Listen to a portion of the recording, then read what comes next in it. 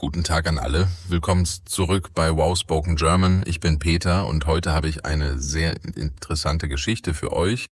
Adele, ich bin gerade in eine neue Wohnung gezogen. Hallo zusammen. Oh Peter, das ist ja wunderbar. Herzlichen Glückwunsch. Erzähl uns doch mehr darüber. Wo wohnst du jetzt? Danke, Adele. Ich wohne jetzt in der Schillerstraße im 3. Stock. Die Wohnung ist nicht sehr groß, aber sie ist perfekt für mich.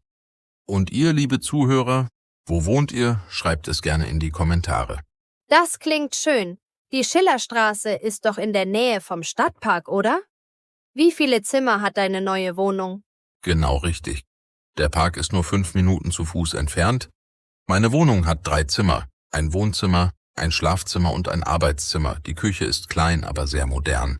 Oh, ein Arbeitszimmer. Das ist praktisch. Arbeitest du oft von zu Hause aus? Ja, 2 oder 3 Tage pro Woche arbeite ich von zu Hause. Deshalb war mir das Arbeitszimmer so wichtig. Und weißt du was? Vom Balkon aus kann ich den Park sehen. Ein Balkon. Das ist fantastisch. Ich liebe Balkone. Was machst du dort? Am Morgen trinke ich dort meinen Kaffee und lese die Zeitung. Am Abend sitze ich dort manchmal und höre Musik. Es ist so entspannend. Habt ihr auch einen Balkon, liebe Zuhörer, oder vielleicht einen Garten? Das klingt wirklich schön, Peter. Und wie ist deine Nachbarschaft? Hast du schon deine Nachbarn kennengelernt? Ja, die meisten sind sehr freundlich. Über mir wohnt eine ältere Dame, Frau Schneider. Sie hat mir gestern selbstgebackenen Kuchen gebracht. Unter mir wohnt eine junge Familie mit 2 Kindern. Wie nett von Frau Schneider. Und die Familie unter dir? Sind die Kinder laut? Nein, überhaupt nicht. Sie sind sehr ruhig. Die Kinder heißen Emma und Felix. Sie spielen oft im Park. Manchmal sehe ich sie vom Balkon aus. Das ist gut zu hören. Eine ruhige Nachbarschaft ist wichtig. Erzähl uns mehr über dein Viertel. Was gibt es dort? Oh, es gibt so viel. Direkt um die Ecke ist eine Bäckerei. Der Bäcker heißt Herr Bers Müller und sein Brot ist das Beste in der ganzen Stadt. Dann gibt es einen Supermarkt, eine Apotheke und mehrere Cafés. Eine Bäckerei um die Ecke, das ist perfekt. Gehst du jeden Tag dorthin? Fast jeden Tag. Morgens hole ich dort frische Brötchen. Herr Müller kennt mich schon und fragt immer, wie immer, Herr Wagner? Und ich sage, ja bitte, 4 Brötchen. Das ist so schön. Diese kleinen Routinen machen ein Viertel zu einem Zuhause. Liebe Zuhörer, habt ihr auch eine Lieblingsbäckerei in eurer Nähe? Erzählt uns davon. Genau. Und direkt neben der Bäckerei ist ein kleines Café. Es heißt Café Sonnenschein. Dort gehe ich manchmal am Nachmittag hin, um einen Kaffee zu trinken und Leute zu beobachten. Café Sonnenschein, was für ein schöner Name. Triffst du dort Freunde? Manchmal, ja. Aber oft gehe ich allein dorthin, um zu lesen oder einfach zu entspannen. Die Atmosphäre ist sehr gemütlich. Es gibt bequeme Sofas und leise Jazzmusik im Hintergrund. Das klingt wunderbar. Und wie kommst du zur Arbeit von deiner neuen Wohnung aus? Das ist auch praktisch. Die U-Bahn-Station ist nur 10 Minuten zu Fuß entfernt. Ich nehme die Linie U3 und in 20 Minuten bin ich im Büro. 10 Minuten zur U-Bahn. Das ist perfekt. Nicht zu weit und nicht zu nah an der lauten Station. Und gibt es Geschäfte in der Nähe? Ja, viele. Es gibt einen großen Supermarkt, der bis 22 Uhr geöffnet ist. Das ist sehr praktisch, wenn ich spät von der Arbeit komme. Dann gibt es auch einen Biomarkt, einen Buchladen und sogar ein Kino. Ein Kino. Oh, das ist toll. Gehst du oft ins Kino? Ja, einmal oder zweimal im Monat. Es ist ein kleines, gemütliches Kino, kein großes Multiplex. Sie zeigen oft interessante Filme, auch internationale. Das ist wirklich ein perfektes Viertel, Peter. Und wie ist die Wohnung selbst? Hast du schon alles eingerichtet? Fast alles. Das Wohnzimmer ist fertig, ich habe ein neues Sofa gekauft, grau und sehr bequem, und einen großen Teppich. Im Schlafzimmer fehlt noch ein Schrank, den bekomme ich nächste Woche. Ein graues Sofa. Das ist eine gute Wahl. Neutral und modern. Und wie hast du dein Arbeitszimmer eingerichtet? Sehr einfach und praktisch. Ein großer Schreibtisch am Fenster, ein bequemer Stuhl und Regale an der Wand für meine Bücher und Ordner. Das Fenster bringt viel natürliches Licht herein, das ist wichtig für die Arbeit. Natürliches Licht ist sehr wichtig. Das ist gut für die Augen und die Stimmung. Und deine Küche, Du hast gesagt, sie ist klein, aber modern. Ja, genau. Sie hat alles, was ich brauche. Einen neuen Herd, einen Kühlschrank, eine Spülmaschine und sogar eine Kaffeemaschine. Alles ist weiß und sehr sauber. Eine Spülmaschine, das ist praktisch. Kochst du oft? Ja, ich koche gerne, besonders am Wochenende. Unter der Woche bin ich manchmal zu müde, dann hole ich etwas vom Restaurant oder esse im Café. Das verstehe ich gut. Und das Badezimmer? Wie ist das? Das Badezimmer ist auch neu renoviert. Es hat eine große Dusche, aber keine Badewanne. Das war mir nicht so wichtig. Es gibt ein großes Fenster, das ist gut für die Lüftung. Klingt alles sehr durchdacht.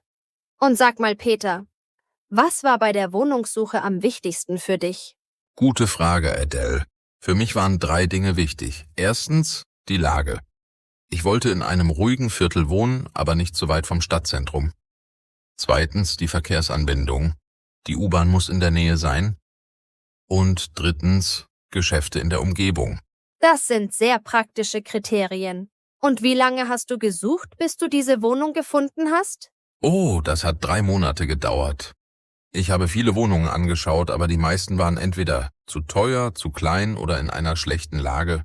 3 Monate, das ist eine lange Zeit. Aber jetzt hast du die perfekte Wohnung gefunden. Wie war der Umzug? Der Umzug war anstrengend. Ich hatte so viele Sachen. 2 Freunde haben mir geholfen und wir haben einen Transporter gemietet. Wir haben den ganzen Tag gearbeitet. Das klingt nach harter Arbeit. Aber mit Freunden macht es mehr Spaß, oder? Ja, absolut. Ohne meine Freunde hätte ich das nicht geschafft. Nach dem Umzug haben wir zusammen Pizza bestellt und auf der neuen Wohnung angestoßen. Das ist eine schöne Tradition. Liebe Zuhörer, habt ihr auch Freunden beim Umzug geholfen? Oder sind Freunde euch beim Umzug helfen gekommen? Schreibt es in die Kommentare. Und weißt du, Adele, was das Beste an meiner neuen Wohnung ist? Sag es uns, Peter. Ich bin neugierig. Das Beste ist das Gefühl. Wenn ich nach einem langen Arbeitstag nach Hause komme, öffne ich die Tür und fühle mich sofort entspannt. Es ist mein Raum, mein kleines Reich. Das ist ein wunderbares Gefühl. Ein Zuhause sollte genau das sein. Ein Ort zum Entspannen und Wohlfühlen. Hast du Pläne, etwas zu verändern oder zu verbessern? Ja, ein paar kleine Dinge. Ich möchte im Wohnzimmer noch ein paar Pflanzen aufstellen. Pflanzen machen den Raum lebendiger und die Luft besser. Und im Arbeitszimmer möchte ich ein Bild aufhängen. Pflanzen sind eine tolle Idee. Welche Pflanzen möchtest du kaufen? Ich denke an eine Monstera für das Wohnzimmer. Die ist groß und schön. Und für das Arbeitszimmer vielleicht einen kleinen Kaktus. Der braucht nicht viel Pflege. Gute Wahl. Kakteen sind perfekt für Menschen, die viel arbeiten. Und sag mal, Peter, vermisst du etwas von deiner alten Wohnung? Ehrlich gesagt nicht viel. Meine alte Wohnung war okay, aber sie war im Erdgeschoss und etwas dunkel. Hier im 3. Stock ist alles heller und freundlicher. Das kann ich verstehen. Licht ist so wichtig für unsere Stimmung. Und wie sieht es mit der Miete aus? Ist sie bezahlbar? Ja, zum Glück. Die Miete ist fair für diese Lage und Größe. Sie ist etwas höher als in meiner alten Wohnung, aber das ist es mir wert. Das ist gut zu hören. Eine faire Miete ist wichtig. Bezahlst du auch Nebenkosten? Ja, natürlich. Die Nebenkosten beinhalten Wasser, Heizung und Müllabfuhr. Das ist normal in Deutschland. Strom und Internet zahle ich separat. Das ist das übliche System. Und hast du einen Keller oder einen Speicher? Ja, ich habe einen kleinen Kellerraum. Das ist sehr praktisch für Dinge, die ich nicht oft brauche, so alte Koffer, Winterkleidung, solche Sachen. Ein Kellerraum ist wirklich nützlich. Viele moderne Wohnungen haben das nicht mehr. Du hast wirklich Glück gehabt mit dieser Wohnung. Ja, das habe ich. Und wisst ihr was? Nächsten Monat möchte ich eine kleine Einweihungsparty machen. Ich lade Freunde und Nachbarn ein. Eine Einweihungsparty, wie schön. Das ist eine tolle Idee, um die neue Wohnung zu feiern und die Nachbarn besser kennenzulernen. Was wirst du servieren? Ich denke, ich mache ein Buffet. Verschiedene Salate, Brot, Käse, vielleicht auch etwas Warmes wie Lasagne. Und natürlich Getränke, Wein, Bier, Saft. Das klingt nach einer gemütlichen Party. Und Musik? Natürlich, aber nicht zu laut. Ich möchte die Nachbarn ja nicht stören. Vielleicht Jazz oder leichte Popmusik im Hintergrund. Das ist rücksichtsvoll. Eine gute Beziehung zu den Nachbarn ist Gold wert. Liebe Zuhörer, wie ist eure Beziehung zu euren Nachbarn? Kennt ihr sie gut? Das ist ein wichtiger Punkt, Adele. Gute Nachbarn machen einen so großen Unterschied. In meiner alten Wohnung kannte ich kaum jemanden. Hier möchte ich das anders machen. Das ist eine gute Einstellung. Und hast du schon den Hausmeister kennengelernt? Ja, Herr Fischer. Er ist sehr nett und hilfsbereit. Als ich eingezogen bin, hat er mir gezeigt, wo der Müllraum ist, wo die Waschküche ist. Und er hat mir alle wichtigen Informationen gegeben. Ein guter Hausmeister ist sehr wichtig. Wo ist die Waschküche? Im Keller. Es gibt 3 Waschmaschinen und 2 Trockner für das ganze Haus. Man muss einen Termin im Kalender eintragen. Das funktioniert gut, es gibt selten Probleme. Das klingt gut organisiert. Und du hast keine eigene Waschmaschine in der Wohnung? Nein, aber das ist in Ordnung. Die Waschküche ist praktisch und sauber. Ich wasche meistens am Wochenende, wenn ich Zeit habe. Das ist praktisch. Und Peter, eine letzte Frage. Was würdest du anderen Menschen empfehlen, die eine neue Wohnung suchen? Oh, gute Frage. Ich würde sagen, erstens, habt Geduld.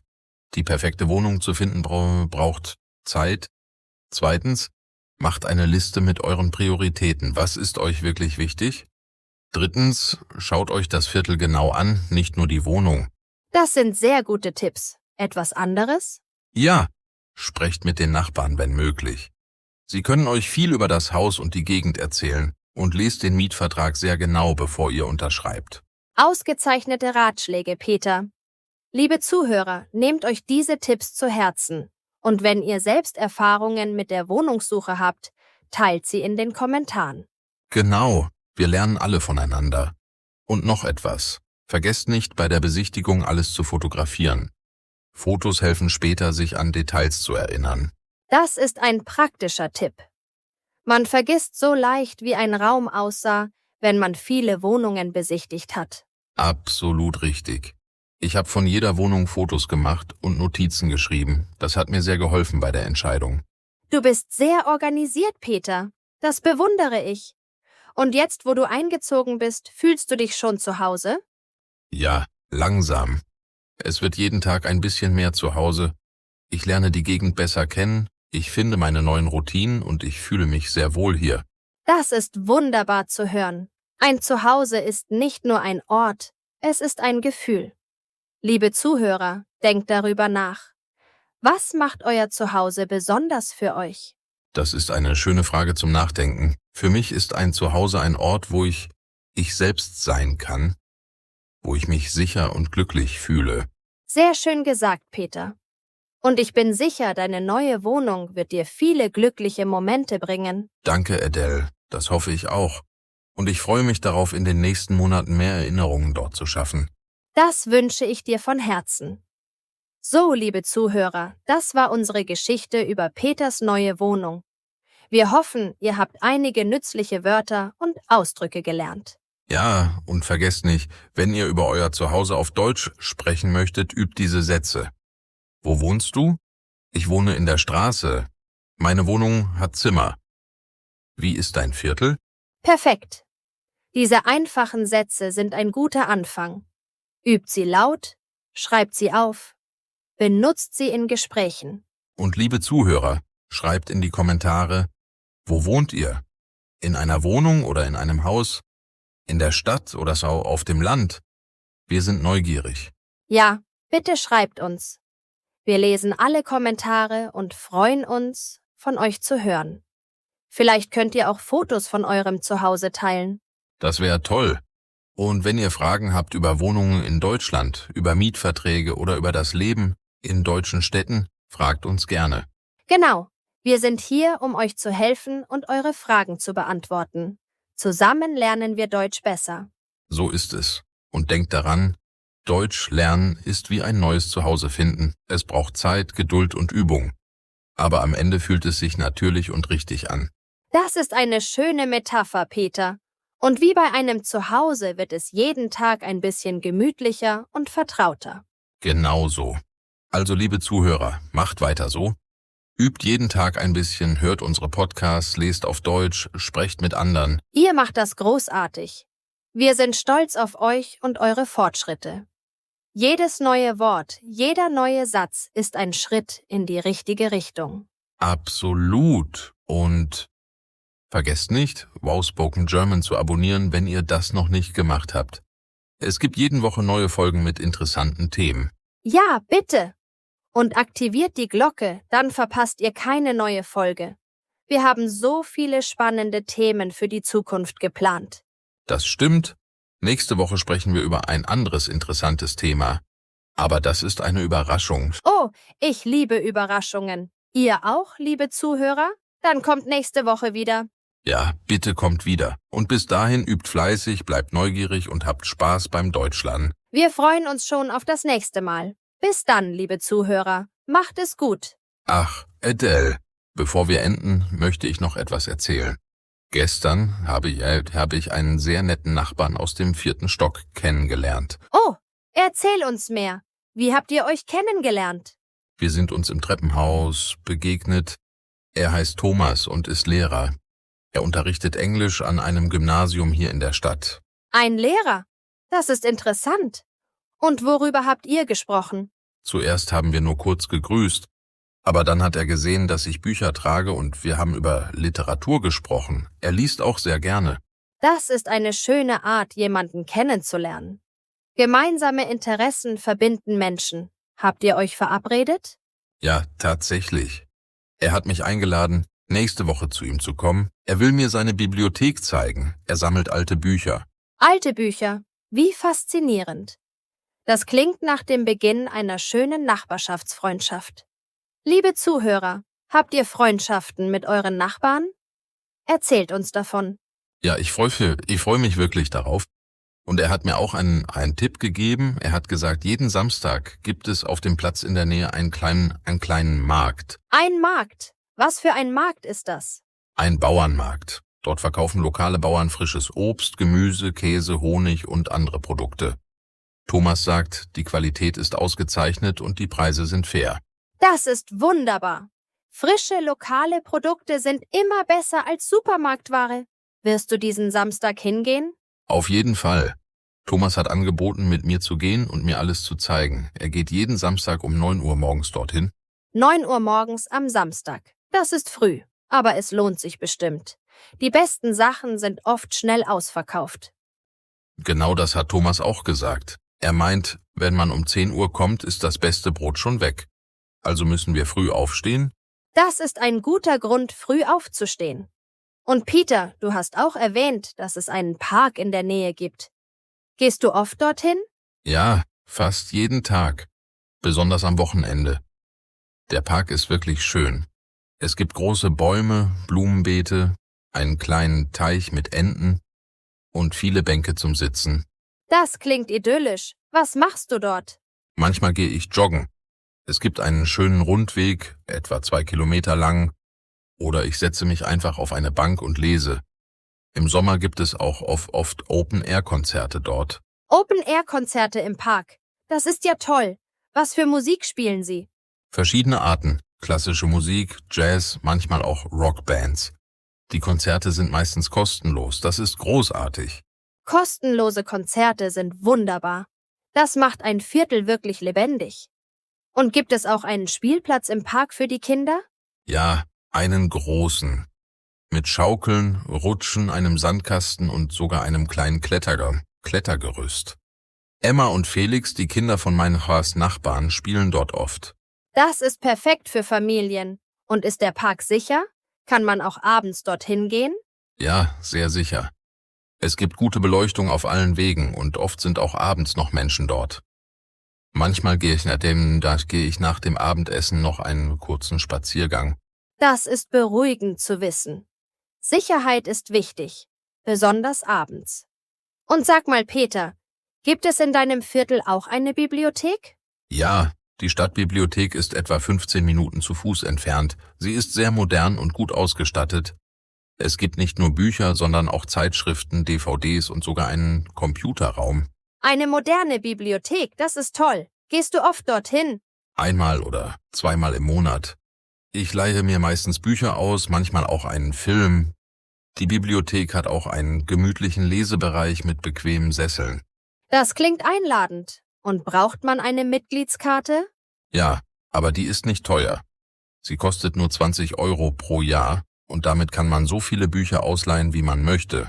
Das ist sehr günstig für so viel Zugang zu Büchern und Medien. Liebe Zuhörer, geht ihr auch in Bibliotheken? Oder lest ihr lieber digitale Bücher? Ja, das ist eine interessante Frage. Ich persönlich liebe richtige Bücher. Das Gefühl, eine Seite umzublättern, der Geruch von Papier, das kann ein E-Book nicht ersetzen. Ich verstehe das gut. Viele Menschen fühlen so. Aber E-Books sind natürlich auch praktisch, besonders auf Reisen. Das stimmt. Ich habe auch einen E-Reader für Reisen, aber zu Hause lese ich lieber echte Bücher. Und in meiner neuen Wohnung habe ich endlich genug Platz für ein richtiges Bücherregal. Oh, das ist schön. Wie viele Bücher hast du? Ich habe nicht genau gezählt, aber ich schätze etwa 150. Romane, Sachbücher, einige Gedichtbände. Literatur ist meine große Leidenschaft. 150 Bücher. Das ist eine beeindruckende Sammlung. Und wächst sie noch? Natürlich. Fast jeden Monat kaufe ich 1 oder 2 neue Bücher. Es gibt einen schönen Buchladen hier in der Nähe. Buchhandlung Lesewelt heißt er. Buchhandlung Lesewelt, was für ein passender Name. Und ist der Buchhändler nett? Sehr nett. Sie heißt Frau Bergmann und sie gibt immer gute Empfehlungen. Wenn ich nicht weiß, was ich lesen soll, frage ich sie und sie findet immer das perfekte Buch für mich. Das ist der Vorteil von kleinen, unabhängigen Buchhandlungen. Die persönliche Beratung kann man online nicht finden, unterstützt die lokalen Geschäfte, liebe Zuhörer. Absolut richtig, Adele. Lokale Geschäfte machen ein Viertel besonders. Sie geben ihm Charakter und Seele. Deshalb mag ich mein neues Viertel so sehr. Du hast völlig recht. Und Peter, gibt es auch Restaurants in deiner Gegend? Du hast Cafés erwähnt, aber was ist mit Restaurants? Oh ja, es gibt viele. Ein italienisches Restaurant, ein griechisches, ein türkisches, ein thailändisches und natürlich auch traditionell deutsche Restaurants. So viel Auswahl. Hast du schon einige ausprobiert? Ja, das italienische Restaurant habe ich schon besucht. Es heißt La Dolce Vita und die Pizza dort ist fantastisch. Und das griechische Restaurant hat Thomas mir empfohlen, das will ich bald ausprobieren. La Dolce Vita. Das bedeutet das süße Leben auf Italienisch. Ein schöner Name. Und ist es teuer? Nein, die Preise sind moderat. Eine Pizza kostet zwischen 10 und 14 Euro, je nach Belag. Und die Portionen sind groß. Das ist fair. Und hat das Restaurant eine schöne Atmosphäre? Ja, sehr gemütlich. Es gibt rote Tischdecken, Kerzen auf den Tischen und italienische Musik spielt leise im Hintergrund. Es fühlt sich an wie in Italien. Das klingt romantisch. Perfekt für ein Date oder ein Abendessen mit Freunden. Und das griechische Restaurant? Weißt du etwas darüber? Thomas hat gesagt, das Essen dort ist authentisch und sehr lecker. Besonders der Oktopus und die Moussaka. Und der Besitzer, Herr Papadopoulos, ist sehr herzlich und gastfreundlich. Authentisches griechisches Essen, das klingt köstlich. Ich liebe Moussaka. Und gibt es auch Fastfood-Restaurants? Ja, es gibt einen Dönerimbiss und eine Pizzeria, die auch Lieferung anbietet. Aber ehrlich gesagt, mit so vielen guten Restaurants in der Nähe brauche ich selten Fastfood. Das ist verständlich. Wenn man Qualität haben kann, warum dann Fastfood? Aber manchmal ist es praktisch, besonders wenn man sehr müde ist. Das stimmt. An manchen Abenden bin ich zu müde zum Kochen, dann bestelle ich mir eine Pizza oder einen Döner. Das ist okay, solange es nicht zu oft passiert. Alles in Maßen, das ist die richtige Einstellung. Und Peter, du hast so viel über dein neues Zuhause erzählt. Gibt es noch etwas, das du mit uns teilen möchtest? Ja, eine Sache noch. Neben meinem Haus gibt es einen kleinen Gemeinschaftsgarten. Die Bewohner des Hauses können dort Blumen und Gemüse pflanzen. Ein Gemeinschaftsgarten. Das ist wunderbar. Wirst du dort auch etwas pflanzen? Ich denke darüber nach.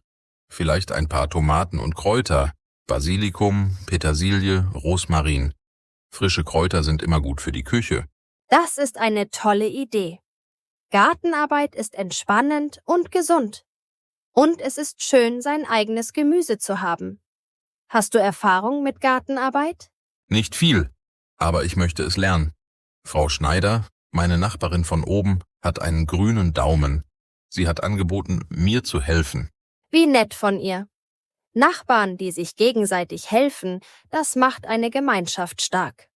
Wann willst du anfangen? Im Frühling, wenn das Wetter besser wird. Jetzt im Januar ist es noch zu kalt. Aber ich kann schon planen und Samen kaufen. Sehr gut. Planung ist wichtig im Garten. Und es gibt dir etwas, worauf du dich freuen kannst. Liebe Zuhörer, habt ihr einen Garten oder einen Balkon? Was pflanzt ihr dort? Ja, teilt eure Erfahrungen. Vielleicht habt ihr gute Tipps für einen Anfänger wie mich. Ich würde mich freuen, von euch zu lernen. Wir alle lernen voneinander. Das ist das Schöne an unserer Gemeinschaft hier. Und Peter, ich muss sagen, deine neue Wohnung und dein Viertel klingen wirklich perfekt. Danke, Adele. Ich fühle mich sehr glücklich. Nach 3 Monaten Suchen und der Anstrengung des Umzugs war es das alles wert. Ich habe jetzt einen Ort, den ich wirklich mein Zuhause nennen lassen kann. Das ist das Wichtigste. Ein Zuhause ist mehr als nur 4 Wände. Es ist ein Gefühl von Zugehörigkeit, Komfort und Frieden. Genau so ist es. Und ich hoffe, dass jeder von euch, liebe Zuhörer, auch so einen Ort hat oder bald finden wird. Ein Ort, wo ihr euch wohlfühlt und glücklich seid. Das wünschen wir euch von Herzen. Und denkt daran, ob groß oder klein, teuer oder günstig, in der Stadt oder auf dem Land. Das Wichtigste ist, dass es euer Zuhause ist. Wunderschön gesagt, Adele. Und damit, liebe Zuhörer, kommen wir zum Ende unserer heutigen Folge. Wir hoffen, sie hat euch gefallen und ihr habt etwas gelernt. Ja, wir hoffen, ihr könnt jetzt besser über euer Zuhause auf Deutsch sprechen. Übt die Wörter und Sätze, die ihr heute gehört habt. Und vergesst nicht, in die Kommentare zu schreiben. Wir wollen von euch hören. Wo wohnt ihr? Was gefällt euch an eurem Zuhause? Was würdet ihr ändern? Genau. Eure Geschichten sind wichtig für uns. Sie helfen uns auch, bessere Inhalte für euch zu erstellen. Also, bitte schreibt uns. Und wenn euch diese Folge gefallen hat, gebt uns einen Daumen nach oben. Das hilft anderen Menschen, unseren Kanal zu finden. Ja, und abonniert Wow Spoken German, wenn ihr das noch nicht gemacht habt. Wir haben jede Woche neue, interessante Folgen für euch. Nächste Woche haben wir wieder ein spannendes Thema. Ich verrate noch nicht zu viel, aber es geht um etwas, das wir alle jeden Tag machen. Oh, das macht mich neugierig. Und ich bin sicher, unsere Zuhörer sind auch gespannt. Also kommt nächste Woche wieder und findet es heraus. Ja, bitte. Bis dahin macht es gut, übt fleißig Deutsch und denkt an uns, wenn ihr in eurer Wohnung seid. Wir wünschen euch eine wunderbare Woche. Bleibt gesund, bleibt glücklich und bleibt neugierig. Tschüss und bis bald. Und denkt daran, euer Zuhause ist, wo euer Herz ist. Und Deutsch kann überall euer Zuhause sein. Wunderschön gesagt, Peter. Auf Wiederhören, liebe Freunde. Auf Wiederhören.